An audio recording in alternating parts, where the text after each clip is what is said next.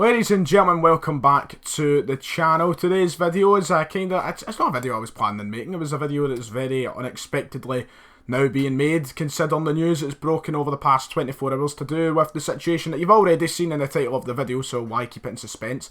The Celtic and Rangers ticket allocation changes for the upcoming season, the 2018-19 season. It's changing for away fans. Rangers came out with a statement. Celtic then, kind of rebutted the same sort of situation with their own statement. And it's a really confusing time, I would say. I'm trying to wrap my head around why this has become a thing. And you can look at it from two ways. I can look at it as what would be looked at by Rangers fans as the biased Celtic view of it.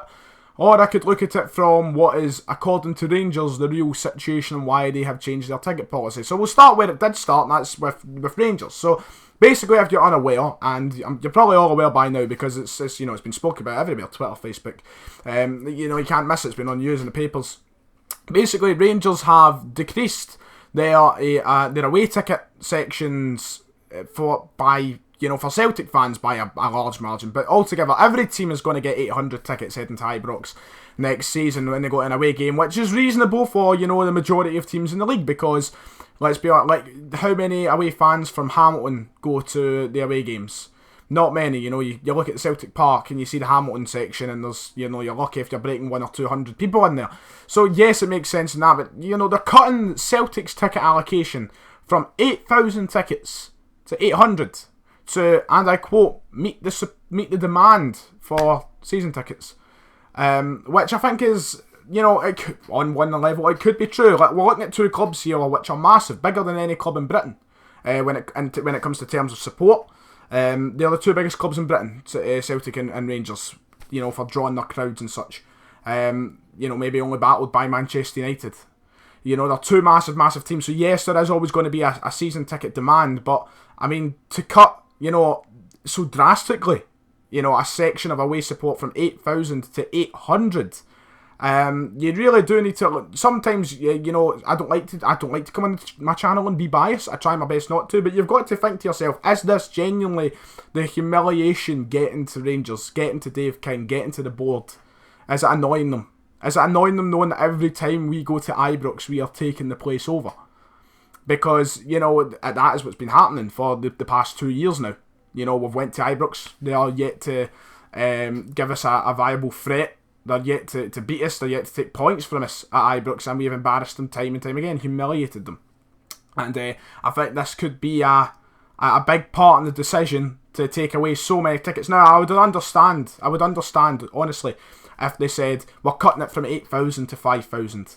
I think that would be reasonable. I really do think that would be reasonable.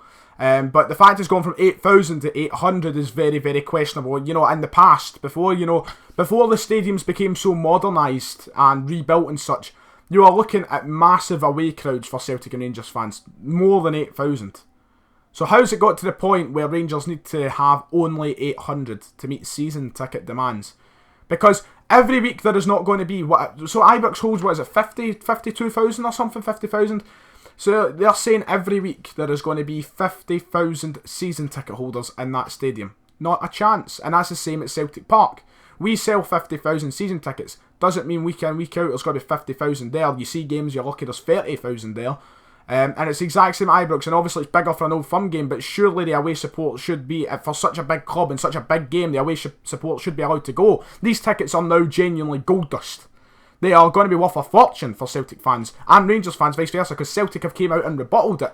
And we've only done that in a fair way. I don't think Celtic would have ever came out first and said, next season Rangers aren't getting away tickets, they're only getting 800 instead of 8,000. We've only done it because Rangers done it to us. It's only fair. If they're getting such a large home advantage with only a sliver of Celtic fans there, then we deserve the exact same back. So I think the Celtic board have made the right decision by stepping forward and doing the exact same thing. Because it just wouldn't be fair, would it? It wouldn't be fair on the fans either. It wouldn't be fair on the 7,000 Celtic fans who would be getting deprived of a ticket at Parkhead. So it's only fair that we step out and do it ourselves if Rangers are doing it. But I do find it kind of pathetic. I do think it's a poor move.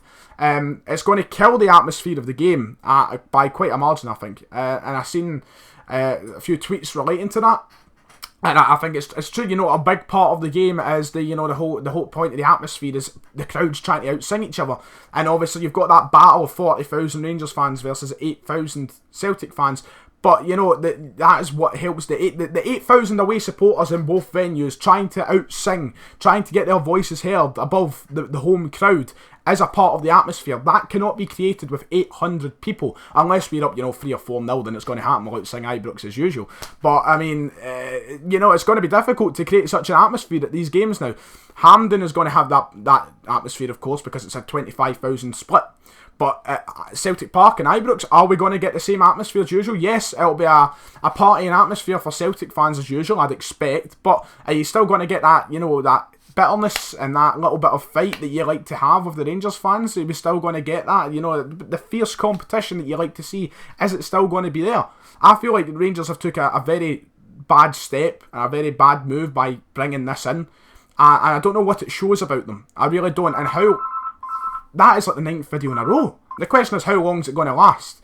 Because it's a very surprising move. I did not expect it to come out, and it's very disappointing. I mean, it doesn't personally affect me because I can't get tickets to away games normally. So it doesn't personally affect me. I'm not going to struggle to get an away ticket. I never get one in the first place. But there's a lot of fans affected by this, a lot of fans who like to go to the away games. And, you know, let's just see. I mean, I still ultimately think we're going to run the league next season. I still think we're going to go to Ibrox and play our best football. But we're certainly not got that same, you know, passionate wall behind us that we'd like. But I think the team know what to do. I think they're not going to worry if there's 800 or 8,000 there. The Celtic team know what they're going to do when they step on the pitch at Ibrox, and ultimately that is what matters. But is it a sign of fear from the Rangers board? I mean, I think I've got to look at it from the biased Celtic fan view. I do think I've got to look at it. For once, I've got to come on the channel and look at something from that point of view. I genuinely just think the board have lost it. They're fed up of being embarrassed, humiliated. Us taking, you know, we're posting on Twitter after every single win that we're taking over Ibrox. It's our stadium. We own the place. I think it's getting to the board's head. I think they're sick of it. They don't want it. And they're trying their best to make sure the Rangers team can get a fucking point. And that is by taking away 7,000 of their supporters and trying and installing more season ticket holders. I mean, surely the fucking list is not that big to get away with the whole away support. And as I said, it makes a lot of sense when it comes to these small teams, yes. Then you're meeting some form of, you know, want. Because, you know, there's going to be more Rangers fans trying to... It's weird. It's just weird. I don't even know. I don't know. It's disappointing for a lot of Celtic fans, I'd imagine. But we're doing the same thing back, so get up them. See how next season goes at Ibrox. I still feel confidently we'll go there and we'll strut around and we'll get our wins. Steven Gerrard yet to see what it'll be like, but only time will tell. Let me know your opinion to the whole situation in the comments below. You might agree, you might very much disagree. Rangers fans, let me know your point of view towards this. Probably a little bit of hatred towards me, but you know, who cares. If you've enjoyed, like and subscribe. I'll see you all next time.